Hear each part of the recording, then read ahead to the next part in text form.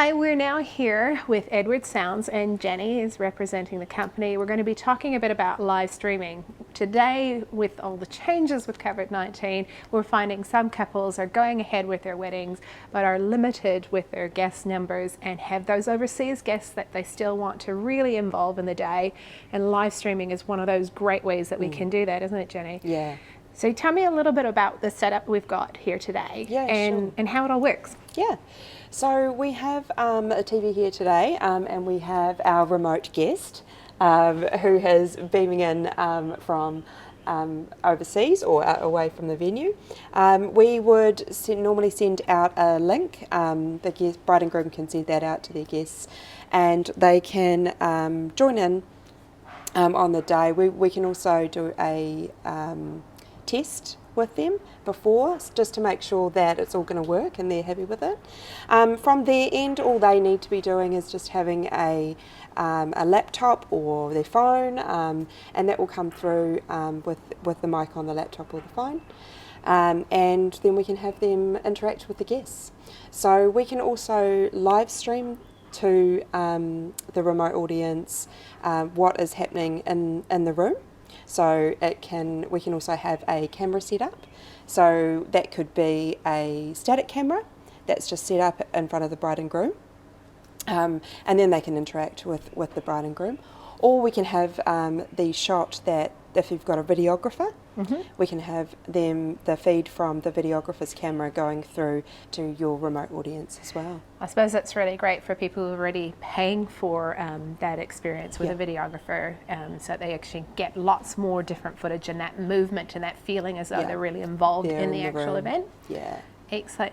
For people that are overseas, not everyone's obviously going to be in one location. How many different locations can you stream or get onto the screen, or how does it work if we've got, they say, someone's over in Canada, someone's in the UK, someone's in the US where they're probably not traveling for a little while? How does that work? Yeah, so we can have as many as you like, as you need to.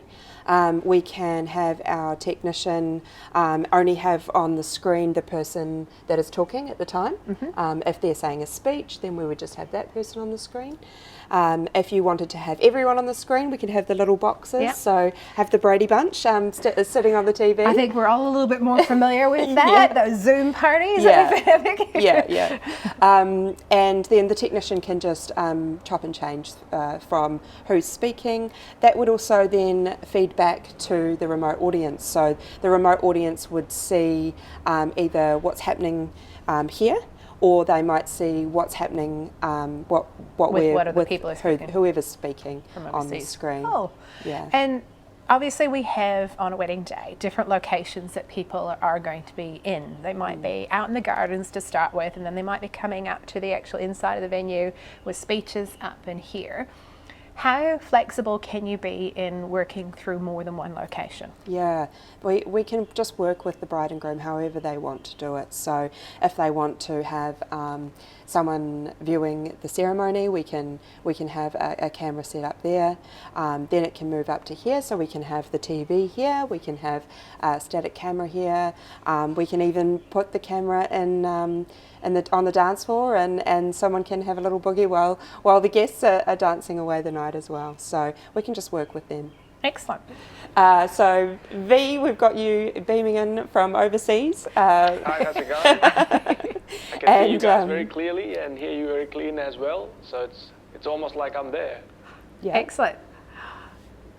So for your experience there, would we? How do you feel? Do you feel like you're seeing only a small angle of something, or do you feel like you're seeing a whole widespread? No, I can actually see the whole area and see everyone very clear as well. And you know, when we have different shots coming in, and I can experience the wedding from different angles, which is actually more sort of a benefit.